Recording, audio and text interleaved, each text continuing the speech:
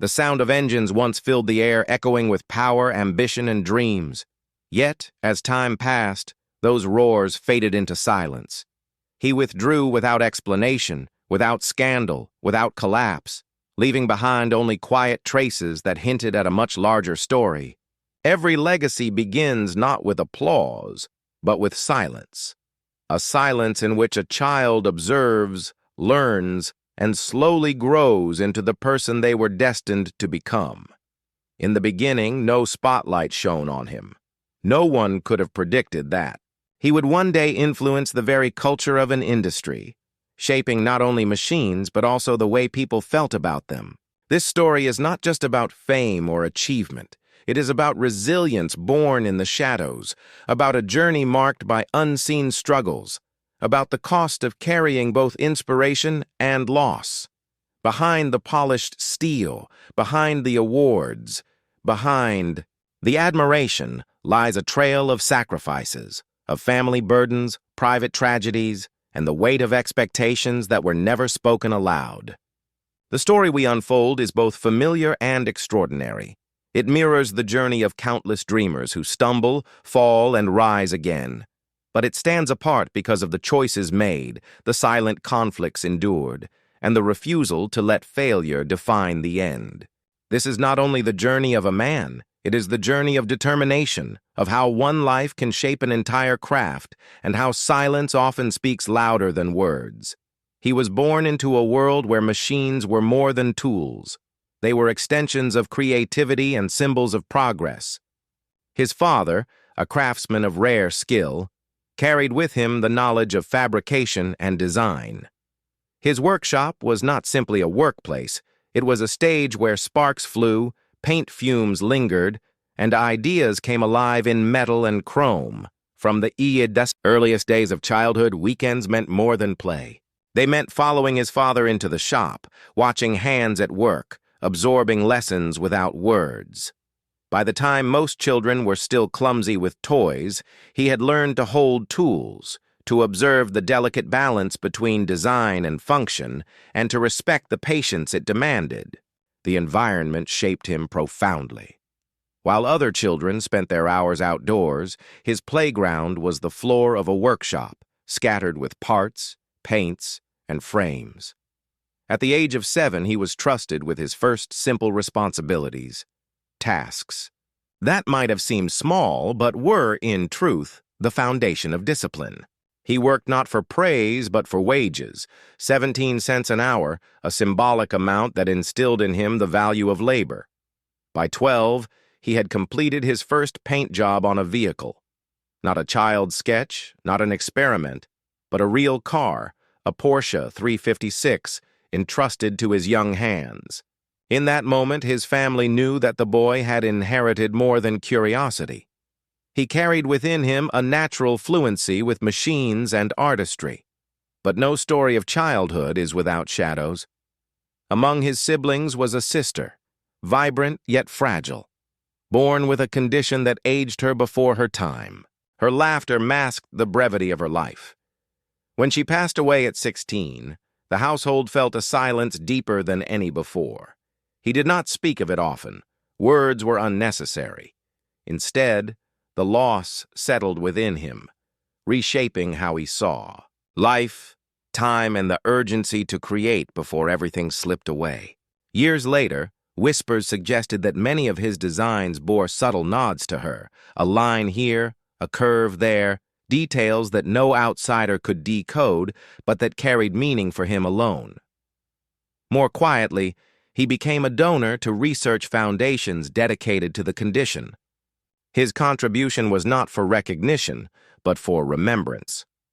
In the midst of grief, life carried him forward. He completed school and faced the first true crossroad of adulthood. What path to follow? He could have chosen a different life. One far from engines and steel, but destiny had already been forged in the fires of his father's workshop. In 1982, with ambition outweighing resources, he enrolled in the prestigious Art Center College of Design. The institution promised more than education. It promised access to a world of industrial design at its highest level. For him, it was not simply school, it was a chance to sharpen his vision, to prove that his hands could translate imagination into form. But dreams demand payment, and reality often interrupts. Financial pressure soon pulled him from the classroom. 2 years into the program, he was forced to leave. The disappointment was heavy, not only because of lost opportunity, but because it confirmed the fear that perhaps the world beyond the workshop was not yet ready to accept him. He sought employment wherever he could. At Clean Coach Works, a company specializing in vintage-style cars, he found tasks that kept his hands busy, but his ambitions starved. He painted, repaired, supported, but he did not yet create. Outside of work, he survived on freelance illustration jobs for magazines, small restoration projects, and occasional commissions. None were steady, none were enough. This was a period defined not by growth, but by survival. The cycle of unfinished education and unstable income weighed heavily. Doubts crept in. The industry seemed to offer no place for him, no recognition, no door that would open. And then came a turning point. Not in the form of an institution or a mentor, but through the unwavering support of his partner, Lynn. Where he saw failure, she saw potential. Where he saw obstacles, she offered solutions. With her encouragement and, more importantly, her financial sacrifice, he re-enrolled at the Art Center. This time, he refused to falter. He worked relentlessly, channeling every hour into design, knowing the second chance might never come again. In 1990, he graduated with honors. The diploma was more than paper. It was a passport into the professional world he had been chasing since childhood.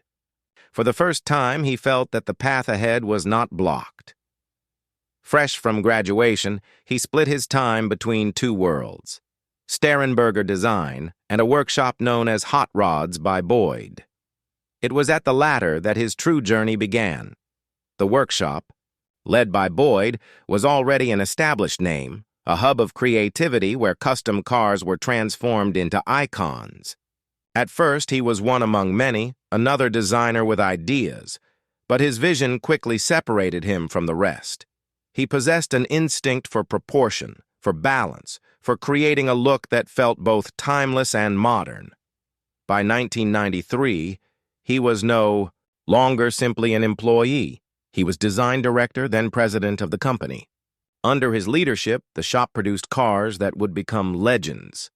The Boydster, Boydster II, the Roadster, the Sportstar, all bore his fingerprints. Even when his name was not in the spotlight, his influence was undeniable. Industry insiders began to whisper of a look that defined the shop, the Boyd look. Clean lines, simplified proportions, use of modern materials, elements that carried his touch. Recognition followed. In 1997, he was inducted into the Hot Rod Hall of Fame at SEMA, the youngest ever to receive the honor. For a boy once paid 17 cents an hour, the stage could not have been brighter. Yet success often hides cracks beneath its surface. While the cars dazzled, the company's finances faltered. Commercial contracts failed to renew. Payroll became unstable. And soon, the once mighty workshop stood on shaky ground. As financial troubles worsened, uncertainty spread through the shop. For him, the struggles were not abstract. They were personal. Weeks passed without pay. His wife, now expecting their child, faced the reality of dwindling savings. At one point, their account held only $700. Bills loomed and the future looked fragile. By 1998, Hot Rods by Boyd declared bankruptcy. For him, it was more than the collapse of a company. It was the collapse of a mentorship, of years invested, of trust built and broken. He chose to leave. With almost nothing in reserve, he founded his own workshop, a modest operation he called Foose Design, based in Huntington Beach. A few key team members, themselves uncertain of their futures, followed him. Their loyalty became the foundation of something new. But this transition was not without consequences. Boyd, already weakened by financial loss, viewed the departure with silent resentment. Though no public words of confrontation were spoken, tension simmered beneath the surface. In the custom car world, the fracture was symbolic. The student stepping away from the master, not with ceremony, but with quiet necessity. From that moment on, silence defined their relationship. For nearly a decade, neither acknowledged the other publicly. Industry observers spoke of rivalry, of betrayal, of bitterness. He, when asked, always replied calmly, insisting he held respect. Yet the absence of communication spoke louder than words. In 2008, Boyd passed away following surgery. No public statement came from his former protege. No photographs of him at the funeral surfaced. Whether condolences were given privately remained unknown. The silence that had begun in hardship ended in death, unresolved, unspoken, eternal. Foose's design slowly grew into more than a workshop. It became a symbol of resilience, of independence forged from necessity. Each project carried not only technical mastery, but also a narrative, proof that he could stand alone, succeed alone, and rise without the shadow of a mentor. His designs gained acclaim worldwide.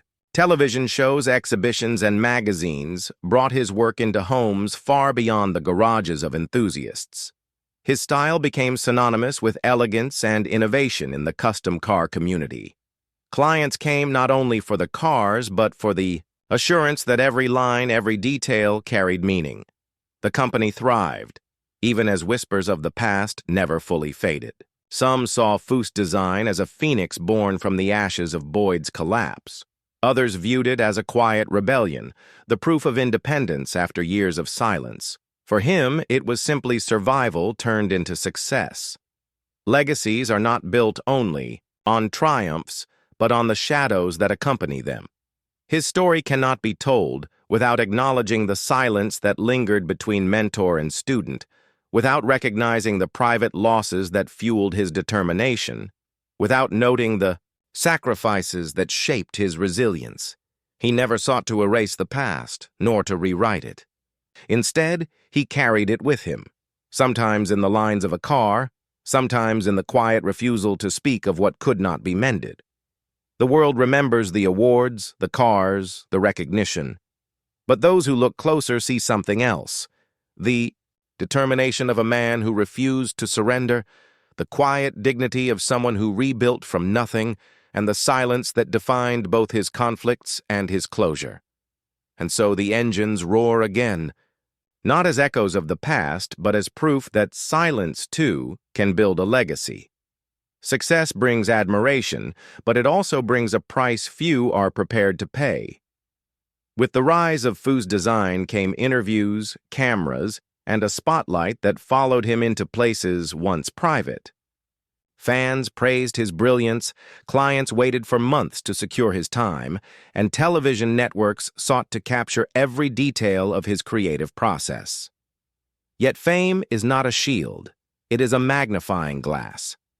Every success was celebrated, but every delay, every flaw, every misstep was magnified. For someone who had built his career in silence, the noise of attention felt unfamiliar. The television projects made him a household name, but they also chained him to deadlines that clashed with the meticulous nature of his craft. What had once been a labor of love risked becoming a performance for an audience. His staff often worked late into the night, balancing the demands of cameras with the uncompromising standard he insisted on. Privately, the pressure weighed on him.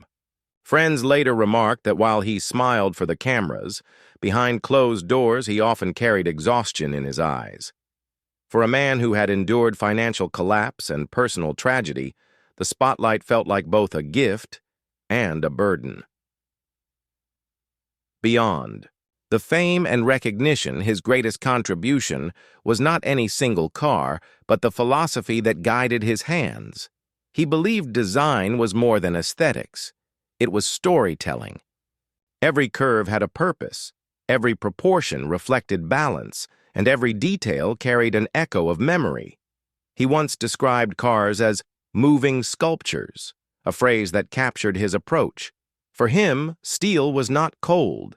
It was alive, capable of expressing elegance, speed, and even emotion. This philosophy set him apart. Many builders focused on power, on speed, on raw force. He sought harmony, ensuring that performance never overpowered beauty. In doing so, he created a style that became instantly recognizable. For the students who looked up to him, his lesson was clear. A true designer does not merely build machines, he builds legacies. While his name remained most associated with custom vehicles, his influence spread far wider. Design schools studied his work as examples of modern craftsmanship. Younger builders cited him as inspiration, not only for his creativity but for his resilience in the face of setbacks. He became a symbol of perseverance. In lectures and guest appearances, he often reminded students that failure is not an ending but a test of resolve. His own journey, from dropping out of school to bankruptcy to building an internationally recognized brand, stood as proof of that truth. Beyond the industry, his quiet philanthropy continued. Though rarely publicized, his support for medical research and community initiatives revealed a man who measured success not only in awards, but in what he gave back. His legacy, then, was not confined to garages or workshops.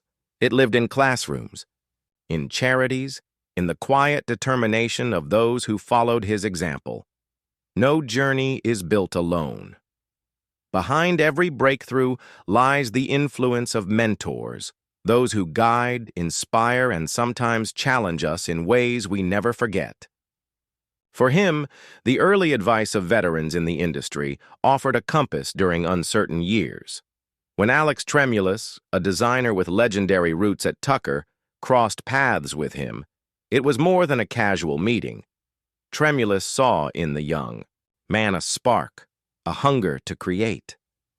His encouragement became a key factor in pursuing formal education at the Art Center College of Design. Later, at Hot Rods by Boyd, mentorship took on a different form. Boyd Coddington was not simply a boss. He was both teacher and rival. Their collaboration produced vehicles that defined an era, but the same relationship that built his career also tested it. The silence that eventually grew between them was not born of lack of respect, but of unspoken complexities between mentor and protege. Mentors leave lessons in two ways, through guidance and through absence. Both shaped him equally, teaching him not only what to build, but how to stand when the support was gone. Behind the success, cameras and engines lay the quieter story of personal sacrifice. His wife, Lynn, was more than a partner. She was the anchor that steadied him during storms.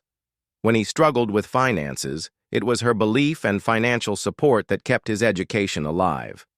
Later, as Foose design demanded long hours and unrelenting focus, it was her patience that held the family together. Raising children while building a global reputation was no easy balance. Friends recalled that many nights he worked past midnight, sketching, revising, perfecting designs, while family moments quietly slipped by. Though he provided a better future, the cost was felt in time lost. He rarely spoke publicly about these sacrifices, but those close to him knew they weighed heavily. To the world, he was a designer, but at home he was a husband and father trying to balance duty and passion. In many ways, this tension defined the man as much as his career. As the years passed, his influence extended beyond the American custom car scene. International auto shows invited him as a guest of honor. His designs were featured in magazines across Europe and Asia, praised for their ability to merge classic lines with modern innovation. In Japan, collectors admired the precision of his work, noting its harmony with their own philosophy of craftsmanship. In Europe, designers studied his cars for their unique ability to blend elegance with raw performance. Even in regions where hot rods were not part of culture, his creations were seen as art, mobile sculptures that transcended function. This global recognition reaffirmed that his work was not confined by geography. Creativity, after all, speaks a universal language. Running a design house demanded more than creativity. It required leadership. For someone whose heart lay in drawing and building, the role of managing a business brought its own challenges. Budgets, deadlines, staffing, all demanded attention. There were moments when he admitted privately that the weight of leadership distracted him from pure creation. Yet he understood that to sustain a legacy, he could not be only an artist. He had to be a leader as well. Balancing those two roles became one of his greatest lifelong tests. What makes his story endure is not just the cars, but their timelessness. Decades after their creation, many of his designs remain as striking as when they first appeared. Unlike trends that fade, his work carried a balance of tradition and modernity that ensured longevity. Collectors continue to prize his vehicles not only for craftsmanship, but for the sense of history they embody. Each one feels like a bridge between eras, past influences reimagined for the future.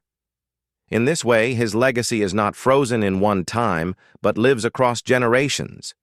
Every designer faces the same question: innovate boldly or respect tradition? For him, the answer was always both.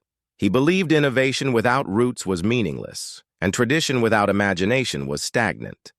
In his sketches, one could see the influence of past masters: the long hoods of classic roadsters, the graceful arcs of mid-century lines. But layered over those influences was his unique reinterpretation: modern materials, advanced engineering, and unexpected detailing. This balance set him apart. While others chased trends that would fade, he built vehicles that honored the past while anticipating the future. His work became proof that innovation does not erase tradition. It completes it. No single man can bring every dream to reality. Throughout his career, he relied on collaborations with fabricators, engineers, painters, and craftsmen. Each partnership brought new expertise, and together they shaped cars that carried multiple signatures beneath a single vision. Some collaborations were public, others discreet. A few partners followed him from one workshop to another, demonstrating loyalty in times of uncertainty. Their stories were intertwined with his, though their names rarely reached headlines. He never claimed sole ownership of success. In interviews, he often credited the team as much as himself. This humility only deepened the respect he earned within the community. Television changed everything. What had once been the quiet work of garages and shows became a spectacle for millions of viewers. His appearances on popular automotive programs introduced his name to households far beyond car enthusiasts. This visibility carried benefits: new clients, larger recognition, but it also transformed him into a figure of pop culture. His face became as familiar as his designs. Children drew sketches inspired by his shows. Collectors lined up for autographs as eagerly as they did for vehicles. The spotlight elevated him, but it also forced him to carry the expectations of an audience always hungry for more. Recognition came steadily, from early inductions into halls of fame to prestigious awards at international exhibitions. His shelves filled with honors. Each one reflected not only his craftsmanship, but the respect of peers who understood the difficulty of his journey. Among the most memorable milestones were the times he stood as the youngest ever recipient of certain honors, a reminder of how quickly he had risen, yet he rarely lingered on accolades.